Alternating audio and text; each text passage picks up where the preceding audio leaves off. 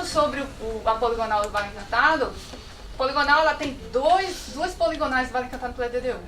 A poligonal do Parque Urbano em verde, mapa 2 da Savana, dever de casa, todo mundo vai lá estudar. E também no mapa 2 da Savana está em rosa. Unidade de conservação indicada está lá em rosa, ou seja, também tem o poligonal dela. Outra coisa, no mapa 7 Savana também está indicado o parque. O artigo escrito em artigo no PDDU, no contexto do plano diretor aprovado, está lá. Anota aí, artigo 279, parágrafo 4º, página 175. Parque do Vale Encantado será unidade de conservação integral, como falou o promotor. E está em fase de estudos, com um grupo técnico decretado pelo prefeito ACM Neto,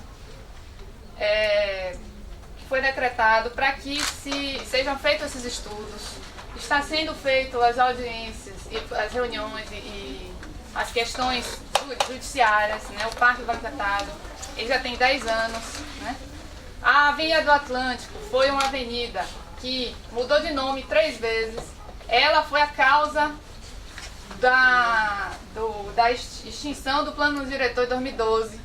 Ela foi justificativa e o Parque do Vale Encantado foi justificativa. Então ela não pode ficar retornando dentro do parque. O local do parque, nós temos vários jornais falando sobre a Avenida do Atlântico, falando sobre a Via Leste-Oeste, que foi em 2008, anulou-se a Via Leste-Oeste e criou-se o Parque do Vale Encantado. Então, assim, já foi falado muito do Vale Encantado. A única questão que eu queria dizer também, vocês falaram sobre fluxo de caixa, redução de carbono, como elemento de justificativa dos órgãos financiadores, né? Então, assim, como que um plano desse, ele pode chegar para a Câmara de Vereadores, se tem um traçado no mapa, dizendo que tem uma via, um pontilhado lá, em vermelho, inclusive em cargas pesadas, passando por dentro dos parques diretores. Então eu gostaria de solicitar que fosse retirado. Agora outra coisa que eu queria dizer, na audiência que vocês apresentaram, os mapas saíram tão difíceis da gente ler. Eu estou falando aqui cargas pesadas porque está lá em vermelho, assim, tudo que está em vermelho é que seja. Então assim, nós gostaríamos também só de finalizar aqui minha fala, é que nós temos um traçado que foi feito por um alternativo, a Via Atlântica, que passa fora dos 2 parques, que foi feito pelo engenheiro, o senhor Roberto, e eu posso estar entregando, foi entregue já isso, né? Já foi entregue, e eu gostaria que isso constasse no... Ele tem todas as coordenadas. O traçado está passando da via, o traçado do seu engenheiro Roberto está passando por fora do parque, e nós gostaríamos de colocar como proposta técnica, eu gostaria que constasse em ata. Eu posso mandar um e-mail, se vocês me disserem um e-mail, posso mandar isso por e-mail através das associações de moradores e dos amigos do Vale Encantado, que nós vamos enviar para o Plamov essa proposta. E, por favor, a retirada desse traçado que está aí. Porque se esse traçado... Por que planejamento estratégico vai ter um traçado de uma via dentro de 2 parques? Isso já está matando o Plamov. Assim, no meu ponto de vista, eu sou veterinária, não sou engenheira, me desculpem, mas a minha contribuição é essa. Carol, o Moreno me falou agora aqui embaixo, a prefeitura não forneceu o limite do parque de Vale Encantado. Pediu, mas não recebeu. Então, onde está o problema? Esse eu gostaria de saber. Onde está o problema entre a prefeitura e o prestador de serviço da prefeitura? Porque na emenda do PDDU fala que ele realmente, não pode se ele não recebe, apesar de ele ter conhecimento do tarefa. Tem mais inscrito? Tem mais alguém inscrito ou não? Eu tô... Tem quem? Edmilson, tem faltam mais 3 pessoas. Edmilson Baggio, Renato do Gambá e Fábio Ferreira. Meu nome, onde está meu? Eu fiz minha fala sobre de Solange da Bruyabê. Agora tem minha. Ele falou. Você falou 10 minutos. Solange não falou. Olha, o doutor Marcelo quer fazer as considerações. Antes do secretário sair, não é Solange, presidente da Bruyabê, não falou. Você vai encerrar, vai pular final? Não, quem encerra, não vou encerrar. Agora eu estou querendo... Não vai encerrar não, ele vai fazer as considerações. Calma, o doutor Marcelo vai fazer as considerações dele, depois a gente volta. Antes, não encerrou aqui, mas o secretário está saindo. como disse, quem encerra a audiência é o município. Isso aqui, e a gente também, 2h30 eu fiquei, porque tinha uma reunião aqui que eu pedi para o 14 só rapidamente. O que eu gostaria de compartilhar com a equipe técnica e aí com o próprio secretário, que tem a mesma que tem formação jurídica também, a mesma formação jurídica, é a questão da concepção. Nós temos um plano de mobilidade que eu entendi que a fonte que vocês pegaram legislativa é do PDDU.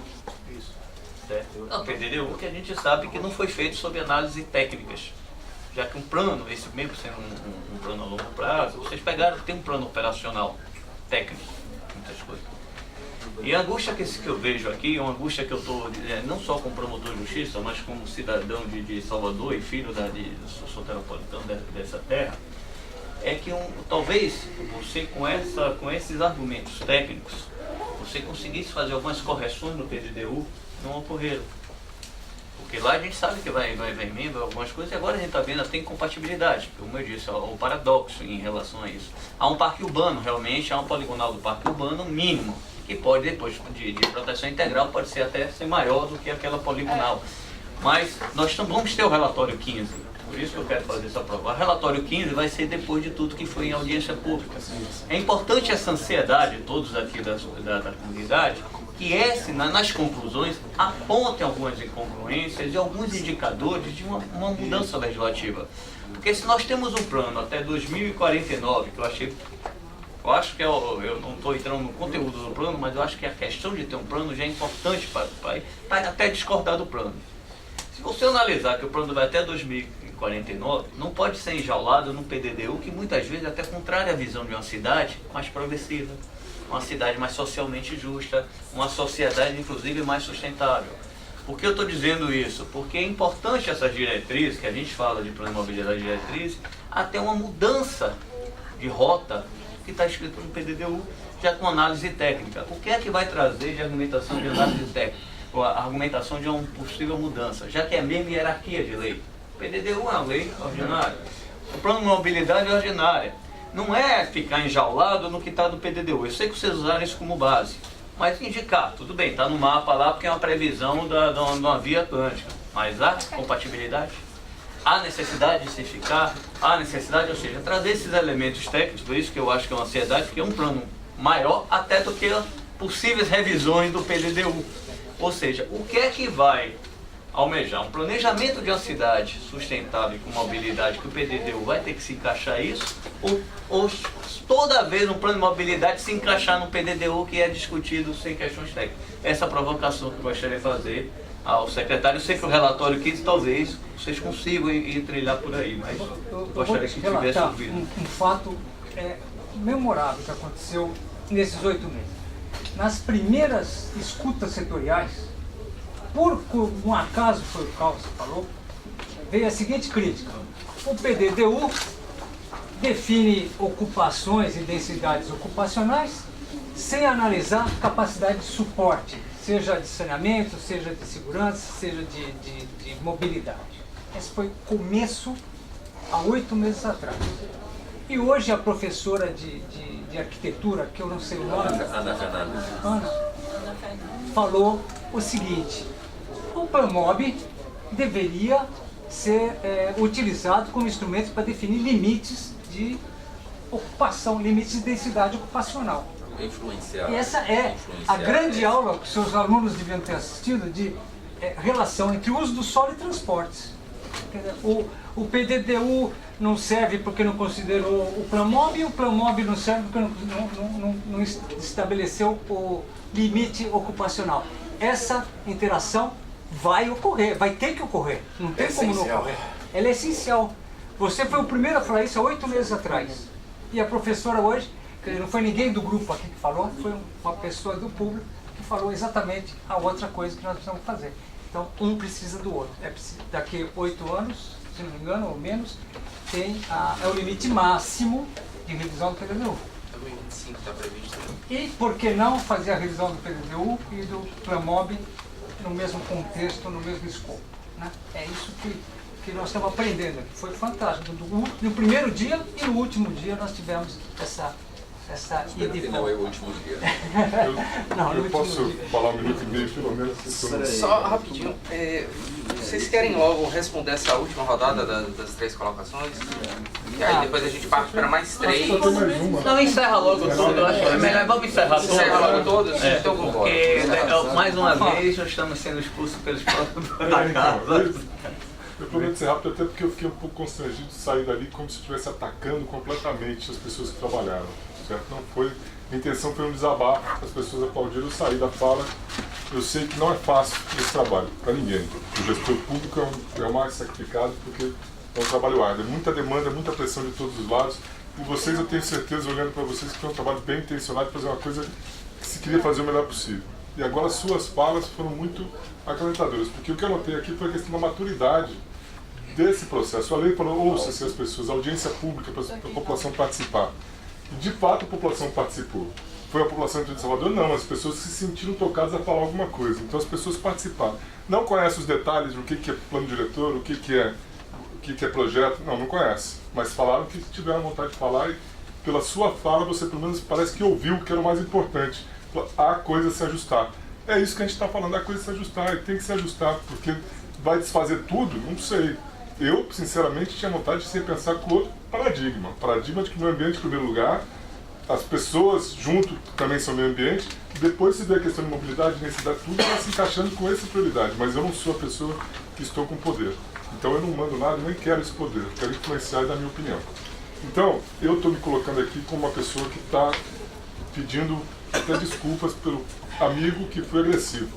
Mas também penso o seguinte, um amigo não é aquele que fala o que você quer ouvir, é aquele que fala o que você precisa ouvir. E a gente falou coisas duras, pessoas foram duras nas colocações para a bicicleta, para o meio ambiente, mas porque é o que precisava ser dito, pelo menos o que a gente acredita. Se vocês conseguiram absorver isso, então valeu a pena tudo que a gente fez. Se tem tempo, e aí eu não sei como é a lei, como são os prazos para rever, eu não sei. Gostaria que tivesse tempo para rever todo o enfoque que foi dado ao projeto, pelo menos os detalhes. No mínimo, Vale Encantado a gente vai defender, vai lutar por ele, mesmo que vocês imponham uma lei, mesmo. Marcelo sabe bem disso, a gente não vai dar trégua. Vale Encantado de Parque do Açu a gente vai defender. A gente não sabe se a gente consegue defender a cidade toda, mas ali tem força para a gente defender. E outra coisa que eu passei em branco lá foi a questão dos rios. Nunca se pensa os rios como área de mobilidade, é só para aterrar, soterrar, acabar com ele. O Jaguaribe não serve para nada, ele é só... No mundo inteiro serve. O mundo inteiro está usando os rios para navegar, para trânsito de pessoas, e aqui pega e coloca um BRT para passar por cima do rio. Então esse é um detalhe técnico que eu não tenho conhecimento para falar, foi só uma questão de visão. Ok? Obrigado, parabéns para vocês. Renato Gambá. Fábio Ferreira. Não, eu acho que eu não tinha muito a acrescentar agora aqui, inclusive também não estou muito confortável a audiência se tornar esse ambiente aqui assim. Mas claro que a conjuntura levou a isso. Eu sugeriria, acho que o secretário não está presente agora, que a gente tivesse outros momentos também, né? Outros momentos de conversa antes do projeto ir para a prefeitura, ou para a Câmara de Vereadores. Eu acho que é fundamental a gente conhecer esses ajustes que estão sendo colocados aí, para que a gente possa conhecer antes de mandar para a Câmara e até sugerir até outras mudanças. Eu não sei até que ponto que todas as colocações dessa audiência e de outras, né, conversas no IAB, na universidade, foram devidamente incorporadas, né, ou que vão ser incorporadas ainda. Né, eu acho que tem toda essa discussão da incompatibilidade de algumas questões, né, tipo a Avenida Atlântica, que já foi bem falada em relação ao Vale Encantado, Pituaçu, mas eu acho que tem outras coisas. E essa visão que a Ed colocou agora, que a questão social e ambiental deveriam ser a premissa básica da coisa. Até concordando com o Marcelo também, que o PDDU, apesar de estar lá colocando algumas questões, mas o PDDU também vai ser revisto em algum momento. Então tem que ter um horizonte para 2049, mas eu acho que isso tem que ser também flexível, né? Eu não sei quando que está previsto até algumas sugestões de revisão do plano, talvez seja necessário com mudança de tecnologia, de novos elementos, de novas questões que vão surgindo aí ao longo do tempo, né?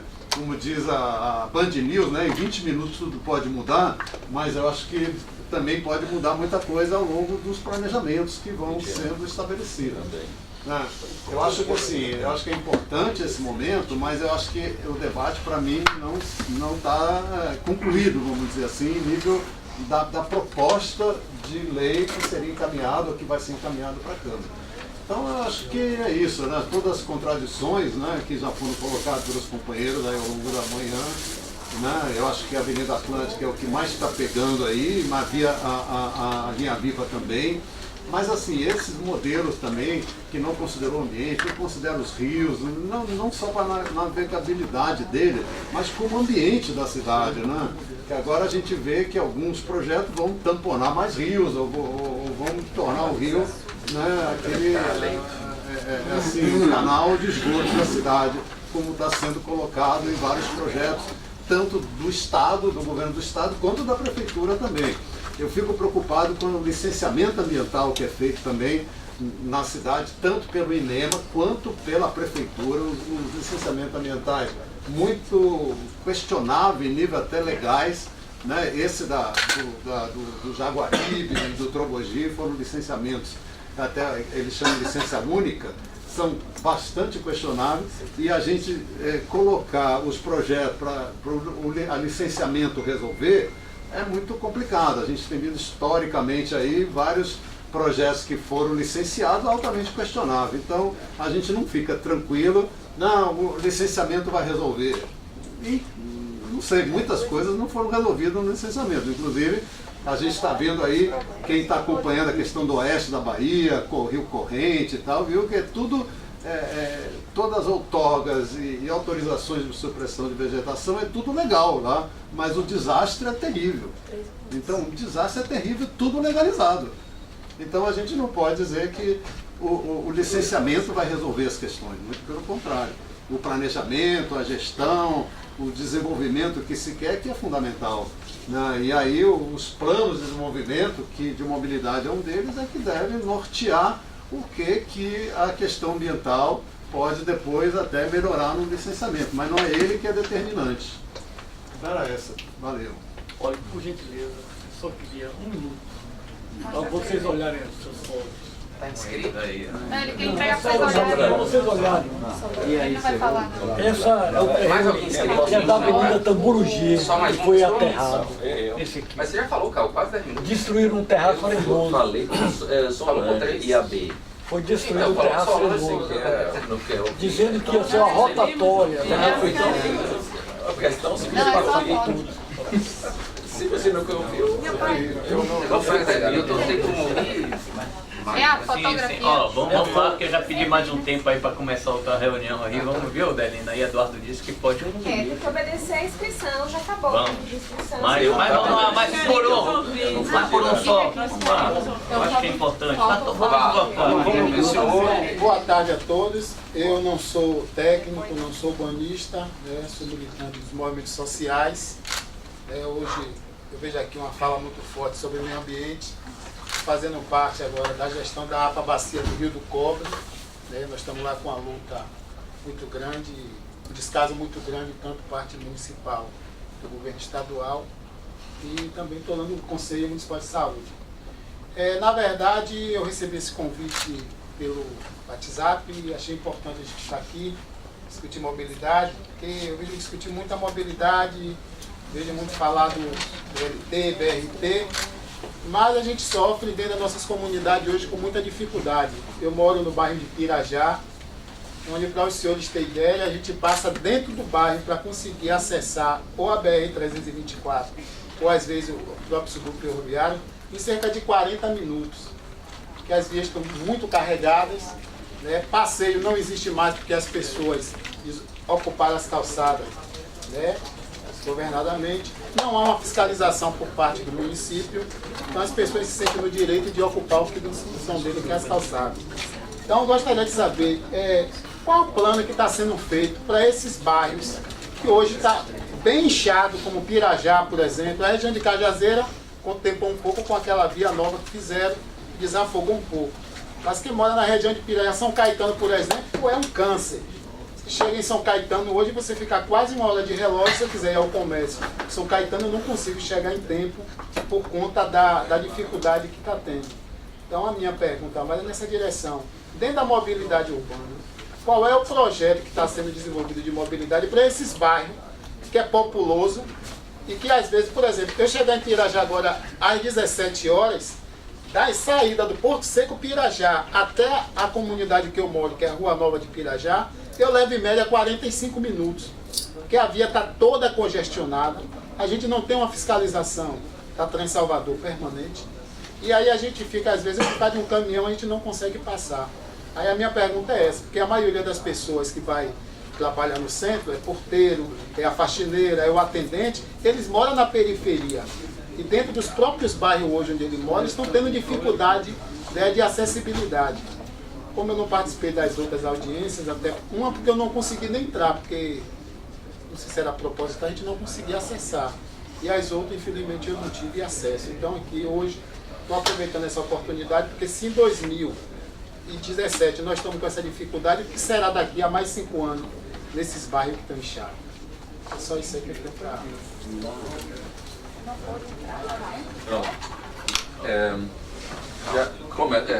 Seguindo essa questão, realmente está faltando dentro do plano as diretrizes, os objetivos e diretrizes para esses casos. Por exemplo, ao longo da Estrada Velha do aeroporto, das centralidades que tem, essas centralidades de Pirajá, São Caetano, Liberdade, no outro lado, em direção de São Marcos, Pau da Lima, todos têm a mesma problemática, né?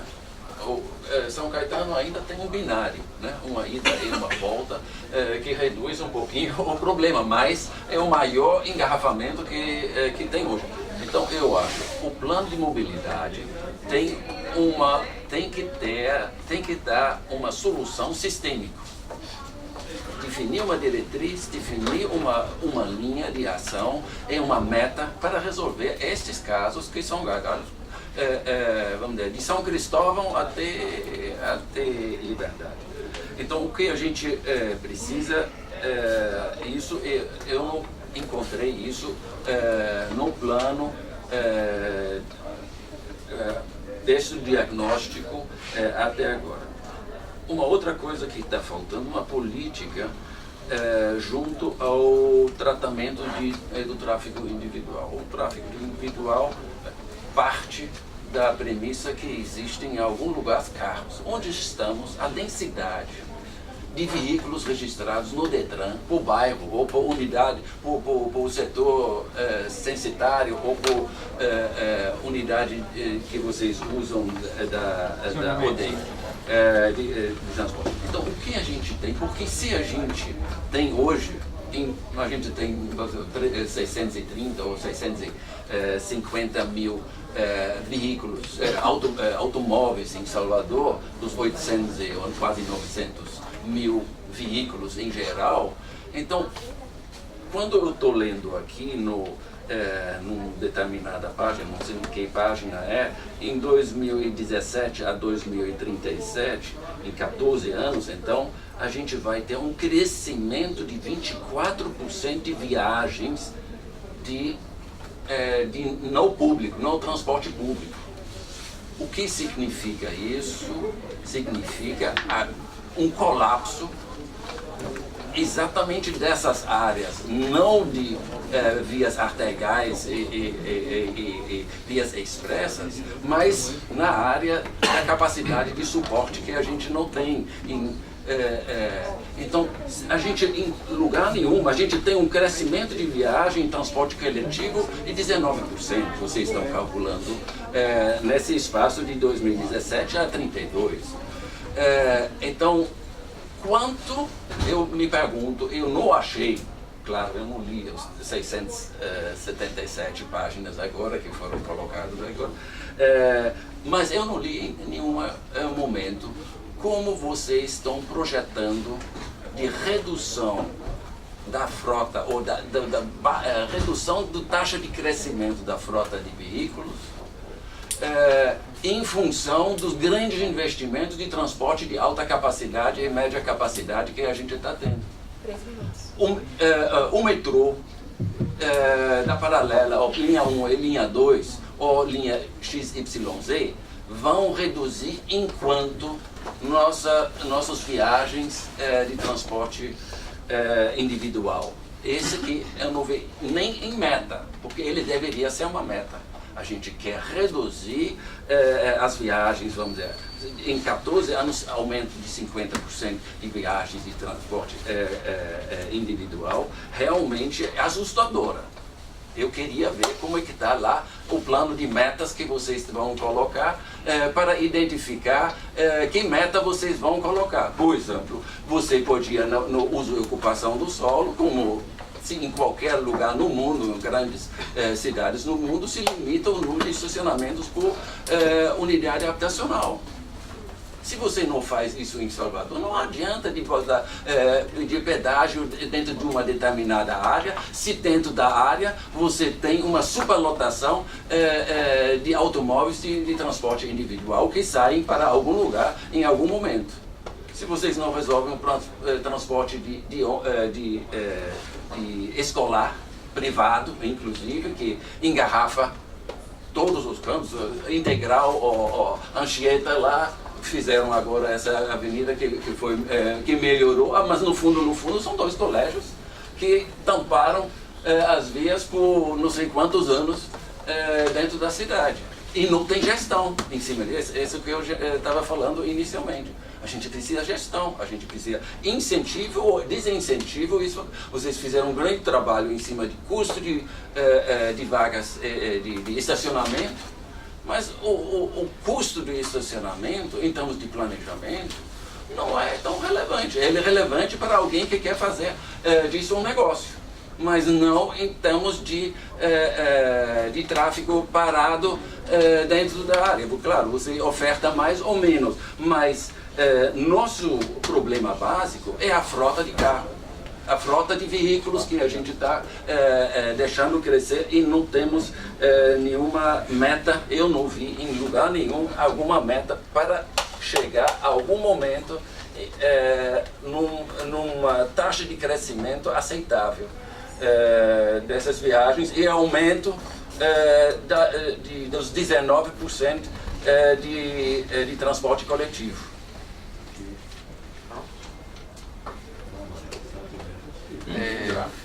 Vamos passar então a palavra aqui rápido para o Dr. Moreno fazer os esclarecimentos. Mas, por exemplo, ainda não começou. Então, por exemplo, aquela série de programas que a gente sempre mencionou no final do projeto, está recomendando fazer uma série de ações de gestão, por exemplo. Como gerenciar várias coisas. Uma delas, assim, criar uma política de estacionamento na cidade. É uma das recomendações, a gente discrimina o que seria isso. Só que isso tem que ser um projeto dessa política de estacionamento. Então isso é uma recomendação, está detalhado como é que faria isso. Uma outra, assim, quando a gente olha a intervenção no sistema viário, foi dito que tem uma classificação de vários tipos de intervenção, desde uma coisa simples, uma requalificação da estrada velha do aeroporto. A gente foi analisar a estrada velha do aeroporto, São Caetano, São Cristóvão, todas elas correu para ver, é possível melhorar isso daqui como? Às vezes é simplesmente um problema de trânsito, resolver os cruzamentos, arrumar as calçadas, arrumar o meio-fio. Isso foi nas fichas que tem de cada um daqueles projetos, tem o que fazer nesses trechos. Quer dizer, um do destino de como seria a obra, qual seria a intervenção. Então tem, num plano de requalificação de vida, tem mais de 30% daquele conjunto de 300 quilômetros a serem tratados, não é? Serem criados, como a Cristina comentou. Não foram criados 1.200 quilômetros, não. Estão sendo tratados 380 quilômetros mais importantes da cidade. Nós vistoriamos todas elas. Essa daqui faz o quê? Criação de novas vias é outro 1/3, mas 1/3 é vias já existentes. Simplesmente é fazer um projeto de trânsito, projeto de sinalização, projeto de regularização do cruzamento, fazer uma arrumada no cruzamento. Isso para do estado, lá na região de São Caetano, foi misturar, não é simples, mas também a topografia lá é difícil. Mas se não requalificar e tem recomendando várias vias para fazer uma ligação melhorada. Tá? E isso aí seria os planos de bairro, é isso que a gente falou. Nos planos de bairro vai ser discutido, aqui dá para fazer isso, vamos fazer como? Tá? Isso é um dos programas, do programa com metas temporais. Programa viário, não, programa viário fazer uma série daquelas 380 quilômetros que você colocou, quanto faz em cada trechinho de via, que tipo de tratamento. Desde fazer uma nova via até fazer uma requalificação. Então isso é uma parte de um dos programas. Tá? O outro é um programa de estacionamento, o outro é um programa de regulamentação de velocidade. Se comentou muito o problema das ciclovias, das ciclofaixas, o que acontece? Então, a ideia é fazer um programa de regulamentar a velocidade nas principais vias. Isso é um outro programa. Tem outro que é um programa de gestão, de requalificar o órgão público, a CEMOB. Como é que ela vai fazer para gerenciar toda a implantação desse programa? A gente fez uma série de recomendações, lógico, não tem um plano do que seria essa requalificação de organização administrativa, mas está dizendo, é importante criar um programa de institucionalizar o PROMOB, onde passa por esse passo. Esses programas têm prioridades? Não, não tem. A prioridade quem vai dizer. E meta? Onde fica o plano de meta? Não, veja, a prioridade está dizendo, faça esse programa com essas ações, uma lista de várias ações dentro de cada um daqueles 30 programas, dizendo o que fazer em cada um deles. Agora, como montar o plano de metas é junto com eles depois. Esse tem que ser. Então, tem que fazer parte. Mas antes disso, tem que ter, o que a gente falou, tem que ter uma instrumentalizar a administração para gerenciar o plano inteiro. Aí você pode tirar o plano. Agora, se você tiver meia pessoa, não faz. Então, isso é um segundo passo. Depois do PROMOB, é outra coisa. Mas está indicando lá. Um dos programas é instrumentalizar a prefeitura para implantar o plano. Como ela vai fazer? Isso vai ser discutido com o pessoal da prefeitura. Daí tirar os planos de metas específicos de cada ação, que a gente recomendou uma série de ações. Tem os 30 programas, e cada um deles tem 4, 5, 6, 10 ações.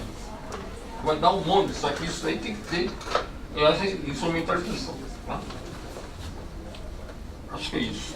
Vou só esclarecer algumas coisinhas para Carolina. Eu queria pedir desculpa o seguinte, eu cometi uma gafe quando eu falei sobre sequestro de carbono. Na verdade, a gente monetariza a redução da emissão de carbono. Sequestro de carbono ou é reflorestamento ou aproveitamento de gases de lixo e esgoto. Não existe sequestro de carbono em transporte. Então eu falei um termo errado. Na verdade, eu queria falar sobre redução da emissão de carbono. Tá? Que é uma coisa que a gente monetariza. E não existe, em nível de plano estratégico de avaliação socioeconômica, a monetarização de sequestro de carbono ou de redução da emissão de carbono devido à supressão de vegetação, porque a gente não quantifica a supressão de vegetação, ela fica para a parte de licenciamento ambiental. Aí sim tem que quantificar a supressão e aí fazer a avaliação de sequestro de carbono ou do aumento da emissão de carbono. No plano estratégico isso tem que ser pensado. Em nível estratégico, a gente não fala sobre sequestro de carbono, só sobre redução de emissões. E o Danilo, eu também, só para esclarecer a questão de segurança viária e segurança pública. Né? O que foi insistentemente falado nas questões de bairro era a questão de segurança pública. E nós não temos como agir sobre segurança pública, policiamento, melhoria da qualidade de segurança, e sim como segurança viária, sem dúvida. Existe um programa grande que o Morano desenvolve, que é para especificar os novos valores de velocidade, tempo de semáforo, etc, segurança viária. Não, viária, estou falando de pública. A autotutela, quando você impede a ocupação de calçadas, quando você define uma ocupação bem definida dos espaços urbanos, dentro da mobilidade, ela lhe leva a uma condução de uma autotutela. Isso é um conceito que é bem difundido no mundo e tem a ver com a mobilidade. Isso é um conceito da autotutela. A questão de iluminação reduz está provado por estudos que a iluminação pública diminui o índice de assaltos a pessoas. Aos transeuntes. Isso Quando aí você tem uma ciclovia à margem, mal iluminada, você vulnerabiliza as pessoas Então, que utilizam. nós estamos falando Isso é uma questão de segurança pública. No nosso entendimento, a iluminação da travessia, a iluminação da calçada, não pode dissociar de segurança nós não viária. podemos dissociar uma coisa da outra. Nós temos que estar atentos às duas momentos. Tá certo? Só para a gente ponderar em cima disso. Interligado. Não é? Você entendeu? Por isso que eu disse da questão interdisciplinar. Um dos programas é exatamente isso, favorecer a iluminação, favorecer o ambiente urbano em geral. Assim. Isso é um dos programas que a gente colocou no programa. A questão do... Na realidade, é o seguinte, a gente está vendo o seguinte, o que foi apresentado o sumário dos principais aspectos do plano. Tem todo um desdobramento de tudo que está ali, eu estou vendo as perguntas sendo feitas, mas existem os programas onde há o detalhamento de tudo isso. Então a audiência pública não pode encerrar hoje, porque tem que ter uma devolutiva em cima disso, existe gente. Todo, bom, aí é uma de questão tudo que está sendo institucional, terminado de ser construído para as pessoas olharem e explicarem a respeito. Tem uma fase agora, nós encerramos isso, nós chegamos ao final de um processo onde houve participações. Foram mais de 50 encontros. Se você for não é agora. 10 só que você respondeu, 10 audiências. Então aí, isso tudo que nós foi apresentado se desdobra em uma série de programas detalhados com ações, né? Isso tudo, é claro, não dá. Esse processo está disponibilizado com todo mundo. Não tem problema de 670 páginas, não é para você ler rapidamente, não tem condição. Nós temos que ler, até para avaliar tudo. Mas eu sei que faz parte do processo, mas tem que esclarecer que isso está desdobrado em programas. Várias perguntas que foram feitas aqui estão nos programas, tá certo? Então, eu acho que a gente, nessa fase... Tá certo. A gente tem que encerrar em algum momento, né? Senão a gente não... Eu acho que vai ter sempre a devolutiva. A gente vai ter ainda a publicação, nós temos tem a fase ainda de discussão, Câmara, etc. Eu acho que tem os limites. Por isso foram mais de 50 encontros. O processo não começa agora. Mas o projeto finalizou agora, como a gente consegue? Mas ele finalizou a partir do processo. Aí você tem um encontro que é falar sobre todas as setorizações do plano. Nós passamos por várias fases paulatinas.